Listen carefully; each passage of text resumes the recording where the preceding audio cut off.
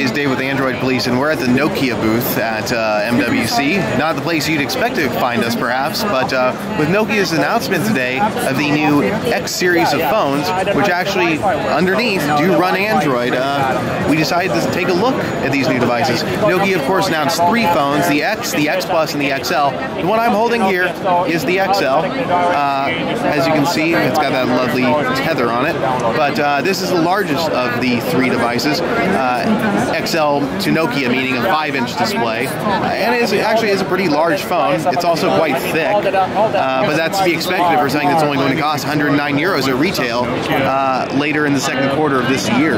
So, aside from the size of the display, the fact that it has a front-facing camera, a slightly better rear-facing camera, and more RAM, the XL isn't much different at all from the X and X Plus. In fact, the X Plus and the XL have the same amount of RAM, same processor, same amount of storage. The only differences, again, are that display, the camera, both front and rear. The X and X Plus don't have front cameras at all. The XL has a front-facing camera capable of 720p video for Skype, of course, and a 5-megapixel rear-facing camera that actually can't do 720p video, which is a bit funny. But the XL does also have a larger battery, 2,000 milliamp hours compared to the 1,500 milliamp hour batteries you'll find in the X and X Plus. Those batteries powering in all the devices a MSM 8255, I believe, Snapdragon S4 dual-core 1 gigahertz processor. Quite an old chip, to be sure.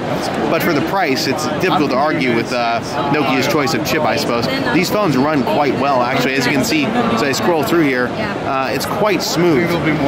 It definitely has a bit of a Windows Phone kind of look to it, but Nokia has been careful not to completely steal that from Microsoft. You've also got kind of a different take on the recent apps menu in Android here.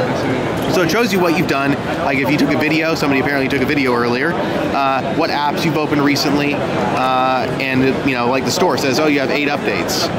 So apparently there's already updates coming out on the Nokia App Store, and that does bring me to the App Store. This is, of course, a proprietary Nokia App Store.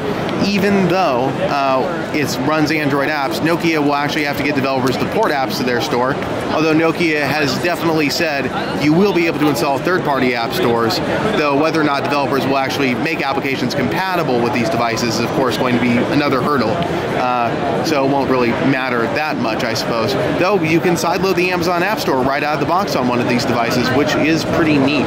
Obviously, you won't see any Google services on these devices because Nokia has eschewed that and forked Android, much in the way Amazon did with Fire OS and the Kindles. As far as the hardware, like I said, it's a pretty chunky phone, but it does feel very solid. The XL clocks in, I believe, at about 192 grams, or 190 grams. It's quite heavy, but it's very nice looking. It has that nice Nokia aesthetic a lot of people really love, and I can definitely understand why. You see, you've got your Android-style notification bar there with quick power controls. I don't know if there's actually notifications that live here. Right now, we only see the settings that are active. I'm not sure how to generate a notification to test that right this second. All of these devices will ship with a month of free Skype's Unlimited Ultimate subscription, obviously being more of importance to this device with the front-facing camera for video chat. Microsoft services are going to be featured on these devices. Outlook.com and OneDrive are the services Microsoft is featuring, or Nokia is featuring to start with as far as Microsoft products go.